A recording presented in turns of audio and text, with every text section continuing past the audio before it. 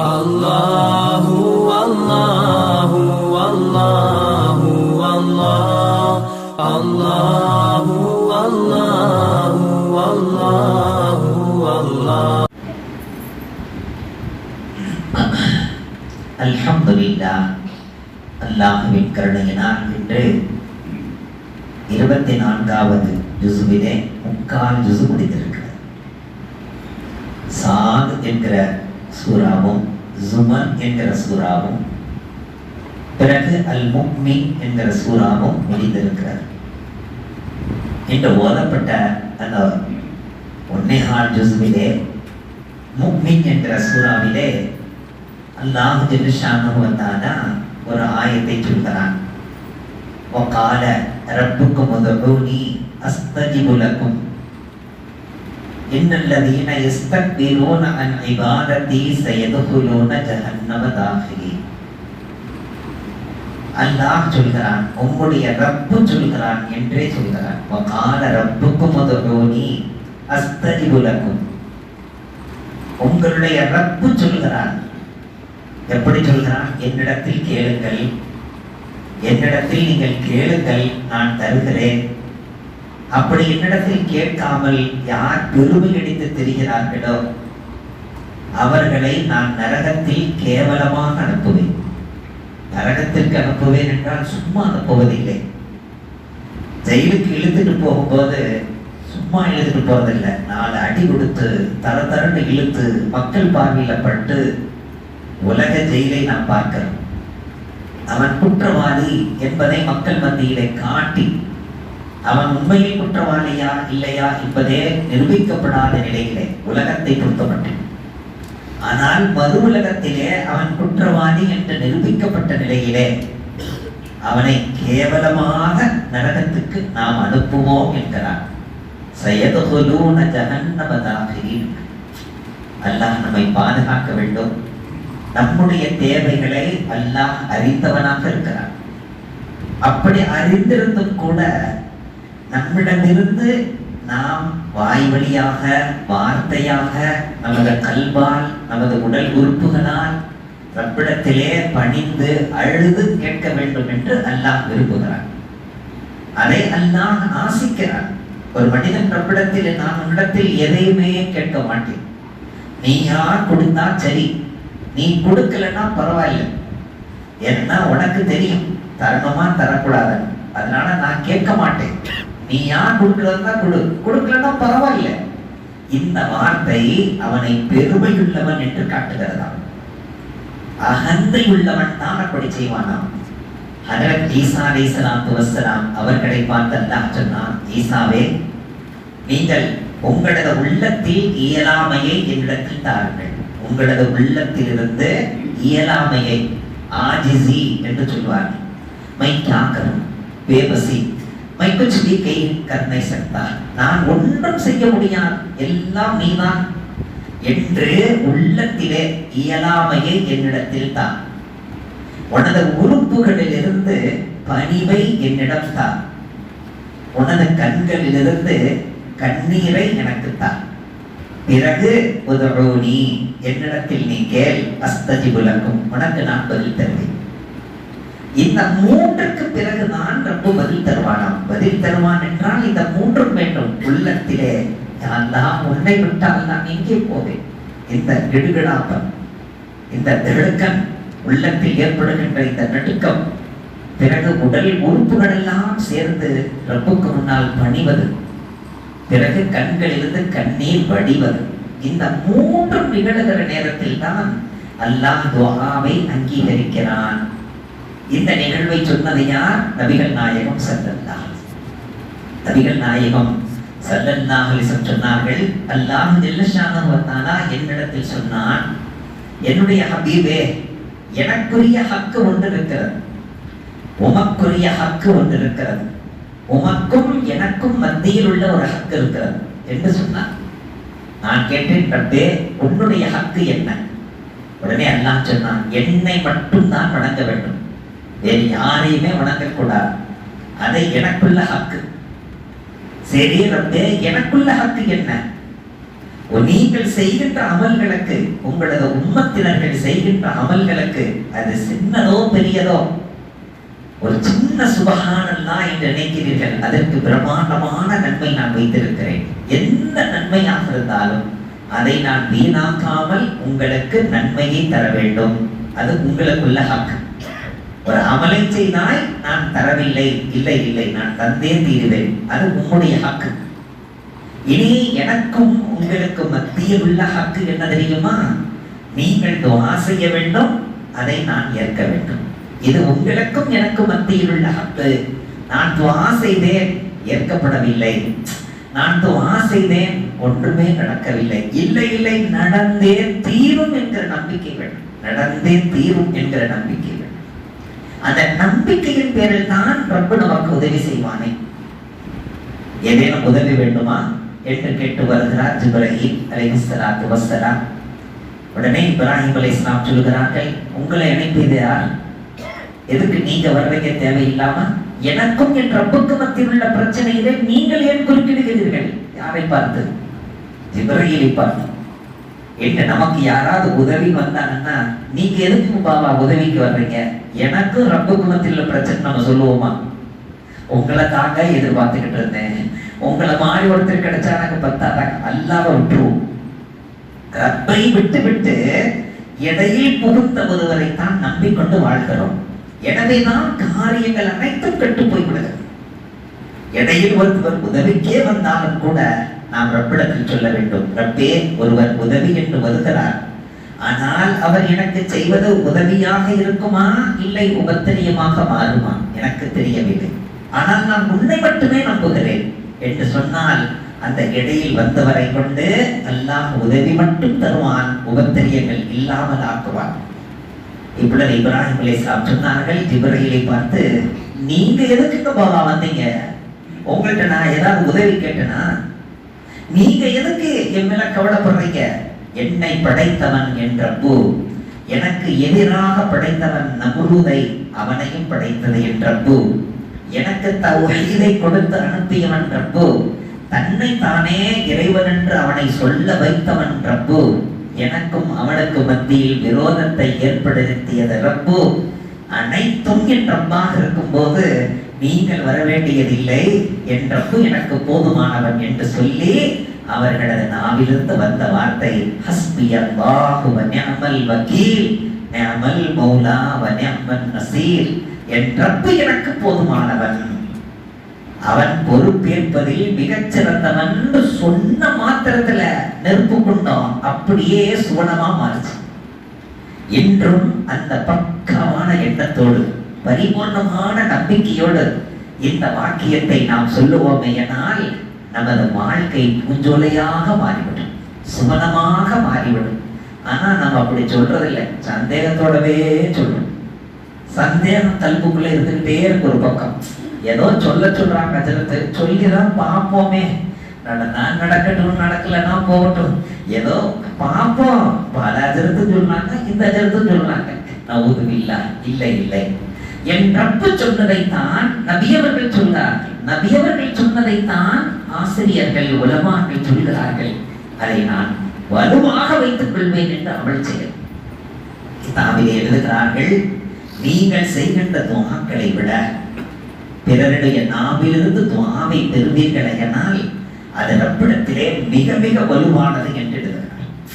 நாம் ரப்பிட்ட எவ்வளவோ கேட்கிறோம், அழுதழுது கேட்கிறோம், ஆனால் நமக்காக வேண்டி நம்மை ஈன்றெடுத்த தாய் தந்தையர்கள் கேட்பது, நமக்காக வேண்டி நம்மை உருவாக்கிய ஆசான்கள் கேட்பது, நமக்காக வேண்டி நம்முடைய குருமார்கள் ஷேகுமார்கள் கேட்பது, நமக்காக வேண்டி நம்முடைய உலமாக்கள் இமாம்கள் கேட்பது, நமக்காக வேண்டி நம்மை உள்ள வயதில் மூத்தவர்கள் ஒரு நல்லாசி பகர்வது, இவைகளுக்கெல்லாம் ரப்பிடத்திலே சரியான பகர் இருக்கிறது என்று நமக்கு கிதாபிலே சொல்லித் தருகிறார்கள். பாகிஸ்தானிலே சர்தார் அஹ்மத் என்று மிகப்பெரிய ஒரு பெருந்தகை கடந்திருக்கிறார். சர்தார் அஹ்மத் அவர்கள் ஒரு மதரசா ஒன்றை நடத்தி இருக்கிறார்கள். அந்த மதரசாவுக்கு ஒரு எத்தீமான பையனை ஒரு தாய் கொண்டு வந்திருக்கிறார். எத்தீமான பையனை விட்டு, இந்த பையன் உங்க மதரசால இருக்கட்டும், நல்ல நல்ல வேலை பார்ப்பான், உங்களுக்கு ரொம்ப ஹெல்ப்பா இருப்பான், ரொம்ப யூஸ்ஃபுல், வச்சுக்கோங்க இந்த பையனை என்று கொடுத்து விட்டு அந்த எத்தீமான பையனை விட்டுவிட்டு அந்த தாய் சென்றார். ஒரு 6 மாசம் ஆச்சு. உடனே அந்த தாயார் அழைச்சு விட்டார் அந்த பெரியவங்க சர்தார் அஹ்மத் ஹசரத். அவர்களை அழைத்து சொன்னார்கள், போய் போய் இந்த மக்காசு பக்கவடைய கொண்டு வந்து விட்டுருக்கீங்களே, இவனுக்கு ஒண்ணுமே என்ன செய்ய மாட்டது, விளங்கவும் மாட்டது, பாடம் படிக்கவும் மாட்டான், இவன் என்ன ஆவான், இவனை வச்சு நாங்க என்ன பண்றது, அல்லாவுக்காக கூட்டிட்டு போயிடுங்க, இவனை வச்சிருக்கவே முடியாது, இவனை கூட்டிட்டு போயிடுங்க. உடனே அந்த தாய் கண்ணீர் வடித்தார். அந்த தாய் சொன்னார், ஹஸரத் मैं मेरे बच्चे को तालीम सीखने के लिए नहीं यहाँ छोड़ा, मेरे बच्चे को हाफिज बनने के लिए नहीं छोड़ा, मेरे बच्चे को आलिम बनने के लिए नहीं छोड़ा, आपको खिदमत करे. நான் என் பையனை விட்டது மிகப்பெரிய ஆலிமா வரணும்லாம் விடல, ஹாஃபிஸ் ஆவான்னா விடல. எனக்கு தெரியும் என் பையனை பத்தி, என் பையனுடைய லெவல் என்னன்னு எனக்கு தெரியாதா. நான் உங்கள்கிட்ட கொண்டு வந்து விட்டது வெளியில இருந்தா காவாலி பசங்களோட சேர்த்து கெட்டு போயிடுவான். உங்களுக்காக பணி செஞ்சுக்கிட்டு, உங்களுக்கு காலை அமைக்கி விட்டு கிட்மத் செஞ்சுக்கிட்டு, ஒது செஞ்ச தண்ணியை கொண்டு வைக்கிறது, உங்களுக்கான தேவைகளை பூர்த்தி செய்யறது, அடுப்புக்கு தேவையான கட்டைகள் எல்லாம் பொறுக்கி வந்து தர்றது, நீங்க நடத்துற மதரசாவுக்கு அவன் உதவியா இருப்பான். அதுக்காகத்தான் நான் விட்டுட்டு போனேனே தவிர அவனை ஹாஃபிஸ் ஆக்கணும் ஆலிமாக்கணும் நோக்கமெல்லாம் இல்லை, அதுக்கு அவன் தகுதியும் இல்லை. யார் சொன்னா? இந்த தாய். உடனே ஹஸரத் சர்தார் ஹஸரத் சொன்னாங்களா, அச்சா छोड़कर जाओ, சரி விட்டுட்டு போங்க, பார்த்துக்கலாம். பார்த்தா ஒரு மாட்டு மதரசாவில பணி செஞ்சுக்கிட்டு இருக்காரு. கட்டைகளை பொறுக்கிட்டு வந்து போடுறது, மதரசாவை தூய்மைப்படுத்துறது, நல்ல ஜாடு தேனா நல்ல முறையில் பெருக்கி விடுறது, குப்பை கூடங்கள்லாம் எடுக்கிறது, ஒரே ஹஸரத்துக்கு பணிவிட, மாணவர்களுக்கு பணிவிட, உஸ்தாத்மார்களுக்கு பணிவிட மட்டுமே தான் செஞ்சுட்டு இருக்கான். ஆனா வருஷங்கள் கடந்து இவன் வருஷத்தால் ஆலிமாகி விட்டான். இல்மால் அல்ல, இல்மு கற்று ஆலிமாகல. என்னவாக ஆனாரு? வருஷம். முதல் வருஷம், 2வது வருஷம், 3வது வருஷம், 4வது வருஷம், 7வது வருஷம், 8வது வருஷம், எது வந்துருச்சு? பட்டம் கொடுக்கும் வருஷம் வந்துருச்சு. இப்ப பட்டமளிப்பு விழாவுக்காக ஏற்பாடு நடந்துகிட்டு இருக்கேன். பட்டமளிப்பு விழாவுக்காக ஏற்பாடு. அப்ப எல்லாரும் பொதுமூலமா இருக்கிறாங்க. இன்னைக்கு நமக்கு சனது தர போறாங்க, பட்டம் தர போறாங்க. ஆனா இவர் வாட்டி எப்பவும் போல பள்ளிவாசல ரூம வெளியில வாசல பெருக்கிக்கிட்டு குப்பையெல்லாம் எடுத்துக்கிட்டு இருக்காரு. எந்த ஆடையும் போட்டுக் கொள்ளவில்லை, தன்னை அவர் சுத்தமாக்கி கொள்ளவில்லை, தனக்கு பட்டம் கிடைக்கின்ற நம்பிக்கையும் இல்லை, அந்த பட்டத்துக்கு தகுதியும் இல்லை. அதனால அவர் வாட்டு ஓரமா உட்கார்ந்து இருக்காரு. பட்டமளிப்பு விழாவிலே ஹஸரத் அவர்கள் லிஸ்ட் பேர் வாசிக்கணும் இல்ல, கூப்பிட வந்துதான் வாங்குவாங்க. பார்த்திருப்பீங்க, பேர் சொன்னே வருவாங்க, கொடுப்பாங்க உலகத்திலே. ஆனால் இது அப்படி இல்லை, சனதை தருவார்கள். அனைவரும் எதிர்பார்ப்போடு இருக்கிற நேரத்திலே ஹஸரத் அவர்கள் முதல் பேராக அந்த பையனின் பெயரை அழைத்தார்கள். அந்த எத்தீமான பையனை அழைத்தார்கள். அந்த பையனுக்கு நடக்க கூட முடியலையே. எந்த வகையில் நான் தகுதி, எந்த வகையில் நான் இல்மை கற்றேன், எனக்கு எந்த இல்முமே இல்லையே, என்னை அழைக்கிறார்களே, இவர்களை எல்லாம் கடந்து நான் எப்படி போவேன்? நடுங்கிய நிலையிலே முன்னால் வருகிறார், மேடை ஏறுகிறார். ஹஸரத் அவர்கள் சொன்னார்களா, கோய் பாசு நெய்யான், எவருமே பக்கத்துல வரக்கூடாது, என் கையால நானே அவருக்கு தலப்பாகை கட்டி விடுவேன் அப்படின்னு சொல்லி சர்தார் ஹஸரத் அவர்கள் தானாகவே அவர்களுடைய தலையிலே தலப்பாகை கட்டி முசாஃபஹா செய்து முஆனகா செய்து அழுத வண்ணம் கேட்டார்களா, முஜே छोड़कर नहीं जाएगा, என்ன கேட்டாரா, என்னை விட்டுட்டு நீ போக மாட்டல்லப்பா, என்னை விட்டுட்டு நீ போக மாட்டல்ல அப்படின்னு கேட்டாங்க. உடனே அந்த பையன் அழுதுகிட்டு, அதுல ஆப்ப छोड़कर मैं कहां जाऊं, உங்களை விட்டுட்டு நான் எங்க போவேன், நான் எங்கேயும் போக மாட்டேன். உடனே ஹஸரத் அவர்கள் தலையில கை வச்சு சொன்னாங்களா, அல்லாஹ் துஜே இல்ம சே நவாசேகா, அல்லாஹ் உனக்கு இல்மை கொடுத்து உன்னை உயர்த்துவான். இதன் துவா, அல்லாஹ் உனக்கு இல்மை கொடுத்து உயர்த்துவான். தலையில கையை வச்சு சொன்னான். அவர் எப்பவும் போல பெருக்கிக் கொண்டு, எப்பவும் போல பள்ளிவாசலுக்காக மதரசாவுக்காக கட்டைகளை பொறுக்கிக் கொண்டு வந்து போடுவது, இதே வேலையை தொடர்ந்து செய்து கொண்டிருந்தார். அங்கே பாடம் நடத்தக்கூடிய ஆசிரியர்களுக்கு ஏதேனும் சந்தேகம் என்று வந்தால் இவரிடத்தில் தான் வருவார்கள். பெருக்கிக் கொண்டே அதற்கு ஜவாப் சொல்வார். கிதாபை பார்க்கவே இல்லை, வாசகத்தை பார்க்கவே இல்லை, பாடம் நடத்தி கேட்கவே இல்லை. வந்த ஆசிரியர்கள் கிதாபை கையில் வைத்துக் கொண்டு கேட்பார்களாம், ஹஸரத் அந்த மஸ்அலாவுக்கு என்ன விளக்கம்? அதானப்பா நபிகள் நாயகம் ஸல்லல்லாஹு சொல்றாங்கல்ல, அந்த ஹதீஸ் இருக்கு பாருங்க, அந்த ஹதீஸ்ல பாருங்க. இந்த இல்மு எங்கிருந்து வந்தது? துஆவினால் கிடைத்தது. அந்த துஆ எதனால் கிடைத்தது? பணிவிடையினால் கிடைத்தது. அந்த பணிவினால் கிடைத்தது. நான் எதற்குமே தகுதி இல்லை என்று கிடைக்கும் போது நீ அனைத்துக்கும் தகுதியப்பா என்று எல்லாம் உயர்த்துகிறேன். நான் எல்லாத்துக்கும் தகுதி, என்ற எல்லாமே இருக்கு அப்படின்னு நினைக்கும் போது அல்லாஹ் அவனை தாழ்த்தி மட்டப்படுத்துகிறான்.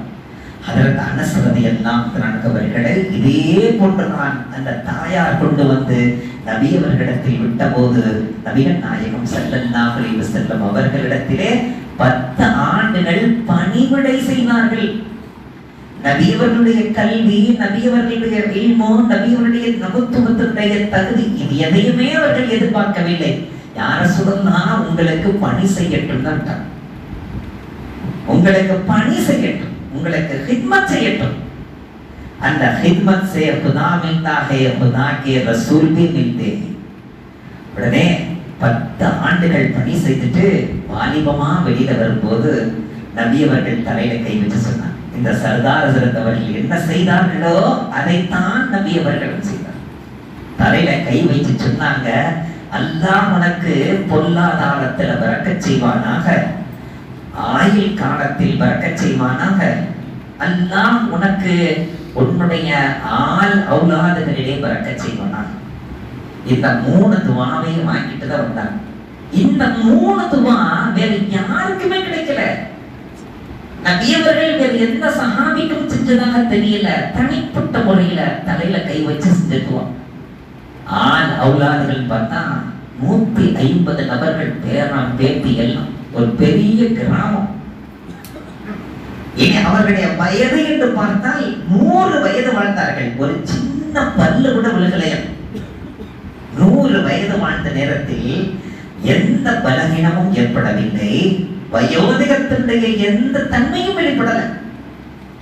சரி, அவர்களுடைய பொருளாதாரம் என்று பார்த்தால் அல்லாஹ் எவ்வளவு பரக்கத் செய்தான் என்றால், வீட்டுக்குள்ளே எந்த நேரமும் தங்க கட்டி கட்டியாக பார் பாராக இருக்கும்.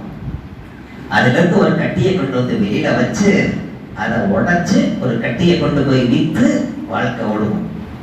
நினைச்சு பாருங்க, மீதம் இருக்கிற அந்த பாரை கொண்டு போய் ஒரு ஓரமா போடுவாங்க. எங்க எந்த அளவுக்கு அல்லாஹ் பரக்கத் செய்திருக்கார். இதை நான் எதற்காக சொல்லுகிறேன் என்றால், ரப்பிடத்திலே துஆ செய்து பெற வேண்டும் என்பது ஒரு பக்கம் இருக்க, நம்மை விட வயதில் மூத்த நம்முடைய தாய் தந்தையர்கள், நமது ஆசான்கள், குருமார்கள், ஷேகுமார்கள், வயதில் மூத்தவர்கள், ஊரில் உள்ள பெரிய மனிதர்கள், நல்லவர்கள், நாதாக்கள், இவர்களுடைய துஆவை பெற்று அதற்கு பிறகு நமது முயற்சியும் இருக்குமானால் நம்மை வீழ்த்துகின்ற சக்தி எவருக்கும் கிடையாது. அதை நாம் புரிந்து கொள்ள வேண்டும். வல்ல ரஹ்மான் புரிந்தவள் செய்யும் பாக்கியத்தை நம்ம